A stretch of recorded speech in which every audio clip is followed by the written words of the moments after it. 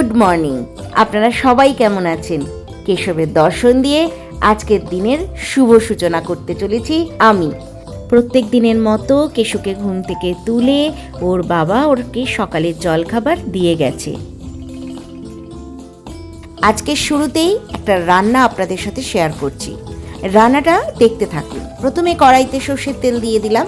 তেলটা ভালোভাবে গরম হয়ে গেছে। এবার করে নিচ্ছি আলু ভাজা। এরকম ডুমো ডুমো করে কেটে নিয়েছি। চলুন এই আলুগুলো এবার দিয়ে দিই তেলের মধ্যে দিয়ে এগুলোকে বেশ সুন্দর করে হালকা লালচে লালচে করে ভেজে নিচ্ছি। তবে একটু সময় ধরে ভাজতে হবে, তাড়াহুড়ো করলে কিন্তু হবে না। দেখুন আলুগুলো কিন্তু লালচে লালচে করে ভাজা হয়ে গেছে। এবার প্রত্যেকটা আলুর টুকরোই কিন্তু আমি একদম তুলে নেব। শুধু তো এই একটা রান্না করলে হবে না, আরও তো কিছু রান্না করতে হবে দুপুরের জন্য। তা ভেবেছি আজকে একটু পনিরও করে নেব। তবে আজকে আমার মা বাবা চলে যাবে, ভালো লাগছে না। দুপুরে নাকি খাওয়া দাওয়ার পরেই ওরা বেরিয়ে যাবে। যাই হোক, রান্নাটা তো দেখুন আগে। এবার এই একই তেলে ভেজে নিচ্ছি কাঁঠালের দানা। এই সময় তো কাঁঠালের দানা আমাদের প্রত্যেকের বাড়িতেই আছে। আর কাঁঠালের দানাগুলো এরকম সরু সরু করে কেটে নিয়েছি। চলুন এবার এই দানাগুলোকেও খুব ভালো করে ভেজে নিই। আচ্ছা, কাঁঠালের দানা কারা কারা ভালোবাসেন কমেন্টে তারা অবশ্যই জানাবেন। আর কাঁঠালের দানা কোনোদিন সেঁকে খেয়েছেন? খেয়ে দেখবেন, দারুণ লাগে। আর এই রান্নাটার মেইন উপকরণ কিন্তু কাঁঠালের দানা।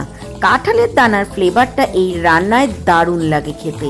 তবে এটা কিন্তু ভাত পাতের শুরুতেই খেতে হবে। চলুন দেখে নিন কি রান্না করছি।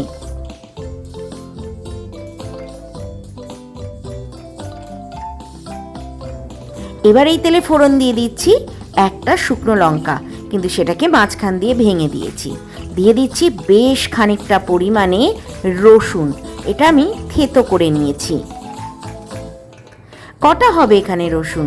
8 থেকে 9 কোয়া রসুন আছে, বেশ বড় বড় কোয়া কিন্তু। এবার এই রসুনগুলো একটু ভালো করে ভেজে নেব যাতে রসুনের কাঁচা গন্ধ চলে যায়। দিয়ে দিচ্ছি 3টে কাঁচা লঙ্কা মাঝখান দিয়ে সামান্য করে চিড়ে। এটা হচ্ছে নোটে শাক। এই নোটে শাকটা ভালো করে ধুয়ে কুচি কুচি করে নিয়েছি। এবার সেটাকে দিয়ে দিলাম কড়াইয়ের মধ্যে। আচ্ছা, যখন যে কোনো শাক পাতাই ধোবেন না, সেইগুলোর মধ্যে যদি একটু খাবার সোডা দিয়ে ধোন তাহলে কিন্তু খুব ভালো পরিষ্কার হবে শাক পাতা। সত্যি বলছি, করে একবার দেখতে পারেন কিন্তু। এবার বেশ কিছুক্ষণ একটু নাড়াচাড়া করব যাতে রসুন কুচিটা পুরো শাকের মধ্যে ভালোভাবে মিশে যায়। চলুন এবার পরে কি করি, এই যে নুন দিয়ে দিচ্ছি আন্দাজ মতো। নুনটা দিলেও কিন্তু জল ছাড়বে। আপনারা দেখতেই পেলেন যখনই শাকটা একটু তেলের মধ্যে দিয়েছি জল ছেড়ে দিয়েছে অলরেডি। আচ্ছা, হলুদ গুঁড়োও কিন্তু দিয়ে দিয়েছি।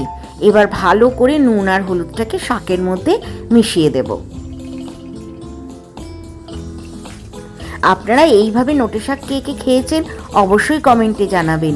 আর যদি কেউ না খেয়ে থাকেন একবার করে দেখবেন, বেশ ভালো লাগবে কিন্তু। এবার শাকটাকে আমি একটু ঢাকা দিয়ে দিলাম। 7-8 মিনিটের জন্য ঢাকা থাকবে, তাহলেই দেখবেন শাক কিন্তু প্রায় সেদ্ধ হয়ে এসছে। এই দেখুন শাক কিন্তু একদম নরম হয়ে গেছে। আর সত্যি বলতে শাকটা খুব ভালো ছিল, তাই খুব তাড়াতাড়ি হয়ে গেছে, 7-8 মিনিটও অপেক্ষা করতে হয়নি। ও আচ্ছা, আপনাদেরকে একটা কথা বলে দিই, যখনই এই রান্নাটা করবেন না তখন কিন্তু নুনটা আগে একটু বুঝে দেবেন। কেননা শাক কখন যে একদম কমে একটুখানি হয়ে যায় সে তো বোঝা যায় না। আচ্ছা, দেখলেন আপনারা এই ফাঁকেই কিন্তু আমি কাঁঠালের দানাটা আগে দিয়ে দিয়েছি। কাঁঠালের দানাটা দেওয়ার পরে একটু নাড়াচাড়া করে নিয়েছি। এইবার এর মধ্যে দিয়ে দেব ভাজা আলুর টুকরোগুলো। আলুর টুকরোগুলো দিয়েও কিন্তু আবার একটু নাড়াচাড়া করে নেব। আসলে কাঁঠালের দানা আলু এগুলো যেন শাকের মধ্যে এক জায়গায় পড়ে না থাকে, ভালোভাবে মিশে যায় সেই কারণে।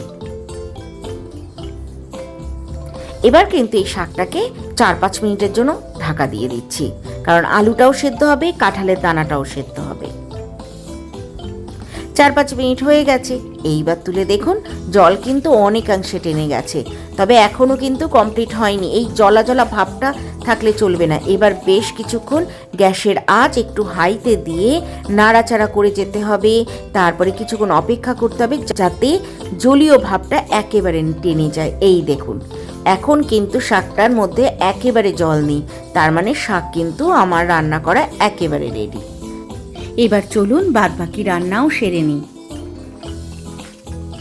আজকে দুঃখের দিন আমার জন্য, কেন বলুন তো? মা বাবা এসেছিল জামাই ষষ্ঠী নিয়ে, তবে আজ চলে যাচ্ছে। বেশ কয়েকটা দিন ছিল, তবে প্রত্যেক দিনের ভিডিও করা আমার জন্য সম্ভব হয়নি। মা বাবা থাকলে তাদের জন্য একটু রান্না করা, আর সত্যি বলতে আমি না অনেকটা দিক সামলে উঠতে পারি না, আমি কম কম দিক সামলাই। মানে হয়তো আমি রান্না করছি, রান্নার দিকটা, রান্নার বাসন টাসন মাজা এগুলো করছি, মা হয়তো পুজোর দিকটা দেখেছে, ভরচাজ আমাদের হাতে হাতে অনেক কাজ করে দিয়েছে। তো এইভাবে আমাদের দিনগুলো চলেছে, আর তার জন্য মা বাবা থাকাকালীন সেরকমভাবে কোনো ভিডিওই করতে পারিনি। খুব ছোট ছোট কয়েকটা ভিডিও যা একটু হয়েছে। চলুন এখন কেশবের জন্য কি রান্না করছি সেটা দেখে নেবেন। কেশবের জন্য আজকে রান্না করছি এইখানে বেগুন আলু কাঁচা লঙ্কা দিয়ে একটুখানি ঝোল, পাতলা ঝোল করব। আর করছি এই যে মাল্টি কুকারের মধ্যে বসিয়েছি কাঁকরোল ভাজা। চলুন এখন রান্নাটা সেরে নিই। কেশুর রান্না সেরে আমি কেশুকে স্নান করিয়ে খেতে দিয়ে দিয়েছি। আপনারা ভোগ দর্শন করে নিন।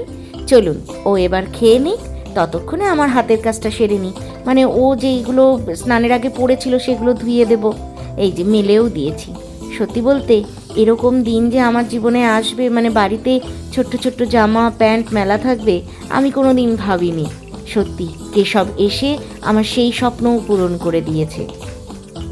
এই যে দুপুর হয়ে গেছে, তো বাবাও খেতে বসে গেছে। আমি ওইদিকে কেশবেরটা করছিলাম, মা এই দিকটা নিজে দেখে নিচ্ছিল। আরে পনির করেছি, পনিরে নুন দিতে সম্পূর্ণ ভুলে গেছি, সেই নিয়েই কত কথা হচ্ছে আমাদের। যাই হোক, মারও খাওয়া হয়ে গেছে। তবে ওয়েদারটা না খুব একটা ভালো না, কেমন মেঘলা মেঘলা করে আছে। এর মধ্যেই মারা জেদও করছে যে যাবেই যাবে, আজকে চলে থাকবেই না। আমাদের খাওয়া দাওয়া শেষেই মা বাবা বেরিয়ে পড়েছে, কেননা ওয়েদারও ভালো না, তড়িঘড়ি ওই জন্য মা বাবা বেরিয়ে পড়ছে। আর সত্যি এখন না খুব খারাপ লাগে, কারণ মা বাবা তো এখন আর আগের মতো মাঝে মাঝেই আসতে পারে না, অনেক দিন বাদে বাদে আসে। যাই হোক, আজকের ব্লগ এই অবধি। আপনারা সবাই ভালো থাকবেন, সুস্থ থাকবেন আর আনন্দে থাকবেন। আমাদের ভিডিও নিশ্চয়ই ভালো লাগছে, তাহলে দেরি না করে লাইক শেয়ার সাবস্ক্রাইব করার অনুরোধ রইল। দেখা হবে পরের দিন নতুন ভিডিওতে।